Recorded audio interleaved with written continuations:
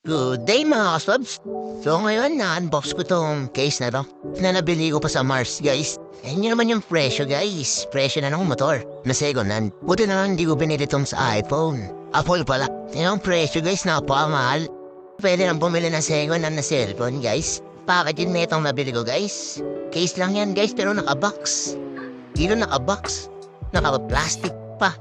At dun sa plastic, meron pa ulit box. Oh my God! 5 star. Tara, samahan niyo mag-unbox. Zugu. Ang masarap na milk tea. So ayun guys, tingnan niyo naman yung packaging. Making a case for it since 2010. Uy! Grabe guys, quality. Nipirma pa.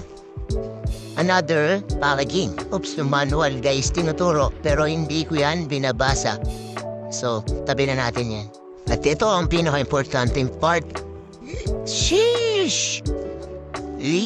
Tentenene. Sobrang suabe.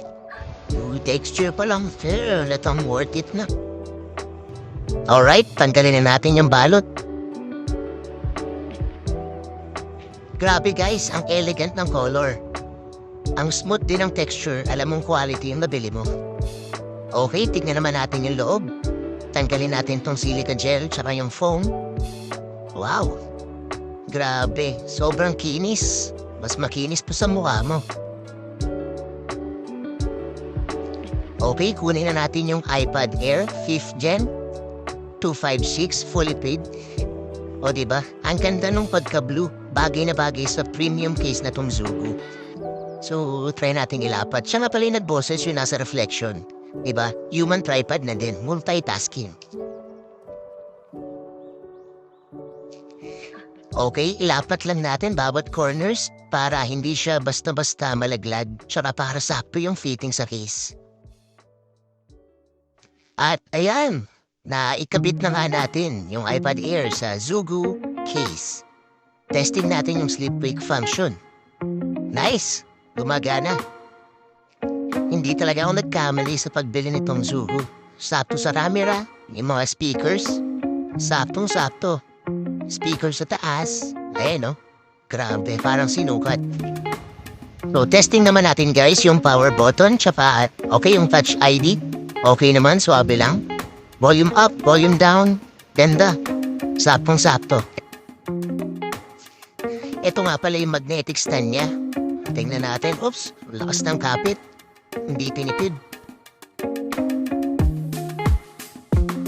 Isa pa yung nagustuhan ko kay Zugu ay meron siyang 8 different angles. So, depende sa viewing preference mo. Marami kang pagpipilian unlike sa iba, 2 to 3 angles lang available. Another feature na nagustuhan ko kay Zugu is meron siyang built-in na pencil holder. So, maganda to kasi pati yung pencil mo may protection. Diba?